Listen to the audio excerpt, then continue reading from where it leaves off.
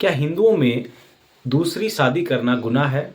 तो जी हाँ, गुनाह है, लेकिन आजकल कुछ सर्कमस्टांसेस में गुनाह नहीं है। इसको जानना ज़रूरी है, उसके पीछे टर्म्स एंड कंडीशन क्या है। अगर मान लीजिए किसी औरत के हस्बैंड की डेथ हो गई, तो वो दूसरी शादी करती है, कोई सज़ा नहीं है। अब मान लीजिए उसके हस्बैंड ने उसको डाइवोर्स दे दिया, तो दूसरी शादी करती, कोई सज़ा नहीं है। सेम ऐसे ही पुरुष पे भी यही लागू होगा कि उसकी वाइफ की डेथ हो गई है, दूसरी शादी करता है, या उसकी वाइफ ने उसको डाइवोर्स दे दिया, दूसरी शादी करता है, तो नहीं होगा। अब जो आपका सेक्शन 83 बीएनएस है, वो इसी की बात करता है कि आपने अपने जीवन काल में पति या पत्नी रखते हुए दूसरी अगर शादी करते हैं तो उसके लिए 7 साल तक की सज़ा है। इसमें प्रावधान ये है कि उसके लिए कंप्लेनेंट जो होगा, यानी जो शिकायत करता है, वो विक्टिम ही होगा। तो विक्टिम कौन होगा? विक्टिम या तो हस्बैंड होगा या वाइफ होगी।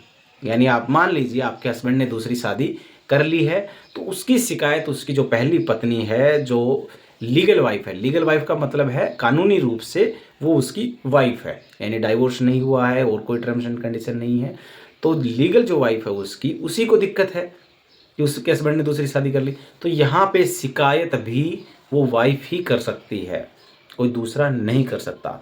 सेम अगर आपके वाइफ ने दूसरी शादी कर ली है और आपके साथ भी वो लीगली मैरिड वाइफ है, तो उस केस में भी सिर्फ हस्बैंड ही कंप्लेंट कर सकते हैं, और प्रूव होता है तो 7 साल तक की सज़ा हो सकती है। ऐसा नहीं है कि आपके पड़ोस में किसी ने 2-2 शादियाँ कर रखी है और वो हँसी खुशी रह रहा है, और आप जाके शिकायत करें कि यहाँ पे हमारी एक नहीं हो रही और इसने 2-2 शादियाँ कर रखी है, तो वहाँ पे वो शिकायत नहीं होगी, केस नहीं माना जाएगा, क्योंकि शिकायतकर्ता हमेशा इस केस में पीड़ित ही होगा।